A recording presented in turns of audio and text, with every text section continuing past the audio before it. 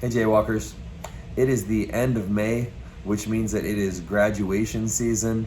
Been to two graduations in the last 2 days, and we're celebrating people looking forward to what God's going to do in their future and looking back a little to what He's done in maybe the last 4 years of their lives as they just kind of fly and roll through. But it's also Memorial Day weekend, for Memorial Day on Monday in the United States of America, where we honor members of the military who have served and given their life in service for the freedom that we have in this country. So it's a weird sort of time of the year of looking back and looking forward, of remembering the past and anticipating the future. And in Acts chapter 14, which we're going to wrap up today, we see Paul and Barnabas doing a little bit of the same thing. They're looking back at some of the things that God has done on their first mission trip, and they're looking ahead to maybe what He might do next, or just kind of living in the moment of reflecting back on what's happened, what's occurred. And so we're going to pick that up today in Acts chapter 14, verse 24. Here's what it says. Then they passed through Pisidia and came to Pamphylia. And when they had spoken the word in Perga, they went down to Attalia. And from there they sailed to Antioch, where they had been commended to the grace of God for the work that they had fulfilled. And when they arrived and gathered the church together, they declared all that God had done with them, and how He had opened a door of faith to the Gentiles. And they remained no little time with the disciples. So those are the verses, just 4 verses today, 24 through 28. And maybe that's 5, 24, 25, 26, 27, 28. It's 5 verses. I don't want to do the math wrong. So that is what we're looking at today. And I just kind of mentioned graduation season and Memorial Day, but just to go into a little more detail about those, Memorial Day is remembering the past. It's looking to what God has done and the sacrifice of those before us, those who opened the door for us. And in this trip, Paul and Barnabas are probably remembering, as they kind of like come back on the same path that they went on, some of the things that had happened, like you would at a graduation when you get back to the place that you started maybe. And so these guys are kind of coming full circle, coming all the way around. It seems like this first mission trip is coming to a close, and they're looking back on what happened. And if they did that, they would see some difficulties. They would see some challenges. Just like you do at a graduation. You look back and you say, man, that was tough, or this class was difficult, or how'd I make it through that year, or how'd I pass this, or how'd I make it past that teacher, whatever the situation is. And on this trip, they had a confrontation with Elymas on Cyprus, the magician. They had also experienced the loss of John Mark, who left for whatever reason, but basically felt to them like he was quitting the mission that they had. They've been driven out of the cities of Antioch and Iconium. They had received this temptation to kind of accept this adoration of being godlike, and then they were stoned. Well, Paul was in Lystra. So those things were not easy things. They were difficult things, and as they look back, they would see these challenges. But it wouldn't stop there. They wouldn't just see challenges. They would also come and gather together. So for graduation, you're recognizing that while you've been through some things, you're also excited about what's next. And you're looking at what lies ahead, anticipating that. Knowing that if God has brought you through all the things that He's brought you through already, that you've overcome with Him, then He'll be there with you in the future too. Sometimes graduation can become a little bit about yourself and the accomplishments that you've had. And I definitely like hear that in the language and even just the ceremony of graduation. But in this story, it's not about what Paul and Barnabas had accomplished or done. It's about what God had done through them. So I pray that everybody who is going through that graduation type thing or celebrating someone else, that you don't see it as the accomplishments of that person only, or even primarily, that you see it as the accomplishments of God and what he can do through people. And even as his mercy and blessings, if those people aren't necessarily making the best choices for him. So the verse that I sort of want to zoom in on, it's talking about how they kind of are coming back around and through, and they end up in Antioch, and then they're there now. And verse 27 says this: "And when they arrived and gathered the church together, they declared all that God had done with them, and how he had opened the door of faith to the Gentiles." So there's a few words there, and then verse 28 says, "And they remained no little time with the disciples." So I just want to look at 4 of those words and kind of the order that it happened for them. It says they arrived, right? They had come to a destination point, sort of like graduation is. Sort of a destination point, like a goal, a milestone in your life. And these guys had kind of gone all the way on this trip, and they've arrived back at what's kind of like the end, I guess you could say, of that first mission trip, because they're back to where they started. And so now that they're there, I mean, that's an important piece, is just arriving at one of those milestone type things. But when they arrived, the next thing they did was they gathered. The church gathered together. So that happens at graduations too. You kind of get everybody together. Your family comes. Maybe they scream really loud or play brr, brr, or confetti, or you go out to dinner, or you have a party, or whatever it is to gather together. And so it's not something foreign to us. We understand the importance of that. These guys gathered together with their church, with their family, their church family. And they were there to recall and recount the awesome things that God was doing or had done.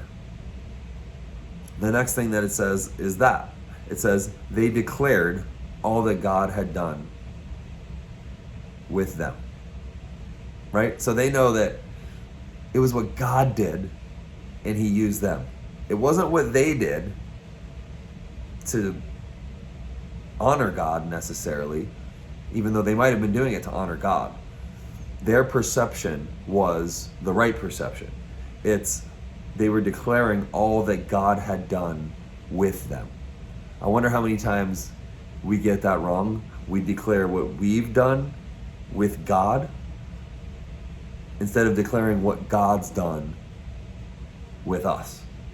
So as I look to my past, and as you look to yours, do you view it more as like something that you've accomplished, that God was kind of there with you while you made it happen? Or do you view it more as something that God accomplished through you because you allowed him to work in you?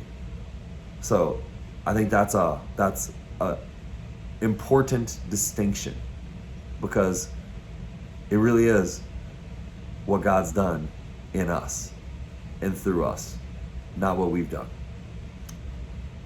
And then the last thing is, it says, and they remained no little time with the disciples. So this wasn't like a one-day thing. This was, they're staying there and they're digging in and they're going deep and they're discipling each other.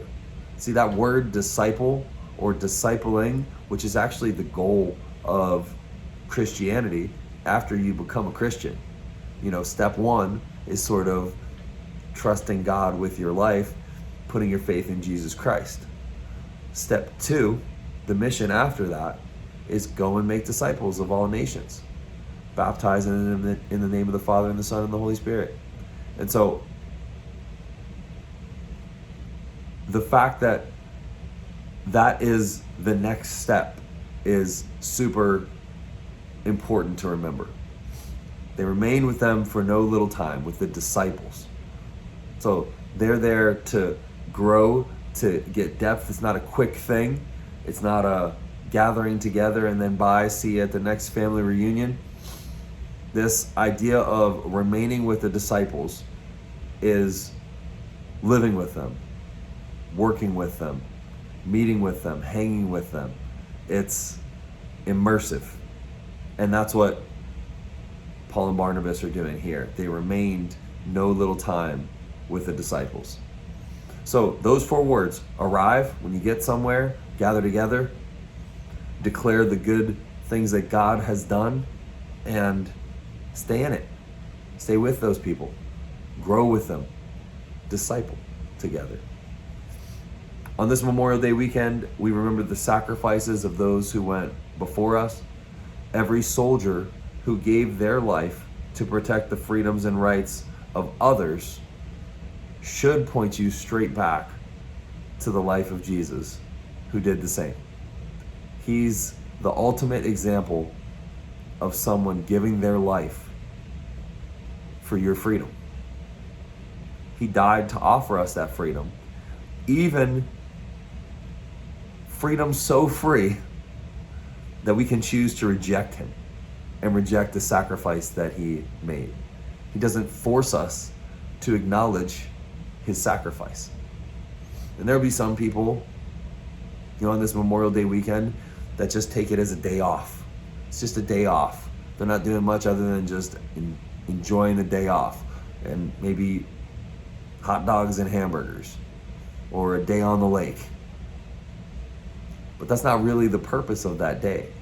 The purpose of Memorial Day is to remember those who sacrificed, those who died, those who paid the ultimate price so that you could live free, so that you could not be bound. And that's what Jesus did. So this Memorial Day, as I remember all of the soldiers who gave their lives, I remember God's Son who came to earth to fight for us and to die for us. And as I look to the future, like I would at a graduation ceremony, I pray that the main thing I see is not my own future and not my own wants and my own desires that'll come because of my own accomplishments, but that I'll declare the works of God, that I will be ready, anticipating the return of the King, King Jesus, that my future is focused on spreading his fame and making disciples for him and being ready for his return. So those examples of graduation and Memorial Day, remembering the past and anticipating the future, they show me Jesus. And so I remember him today, and I look forward to what he can do in my future.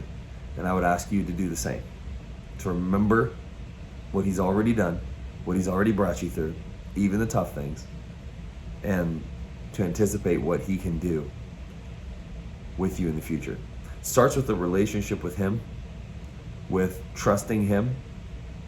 So if you haven't ever done that, you can do it today. Repeat after me. Say, God, thank you for the ultimate sacrifice that you gave, coming to this earth and dying the death that I deserve for my rebellion and sin against you. God, you didn't have to do that. You died for my freedom. I thank you for so many others who sacrificed their lives to do the same. They're a reflection and an example of your love and your sacrifice. God, today I look and I see Jesus. And I believe that he died for me. I turn from that life of sin and I turn to Him. Help me to do that. Help me to anticipate a future that relies on the Spirit of God and has a mission of making disciples of others. God, I pray that as I arrive at those milestones and gather together with your people, that we would declare your goodness and remain together until your return. Send your Spirit to lead me and guide me. And it's in your name I pray. Amen. Well, thanks for being here today, Jaywalkers. If you just prayed that prayer and meant it in your heart, then it's not the words of the prayer, but it's the heart condition that says, I surrender to Jesus. I acknowledge his sacrifice and I give him my future. And if you did that today, then welcome to the family of believers. It's going to be a fun ride, and I can't wait to see what God does in your life. Love you, Jaywalkers. Have a great week.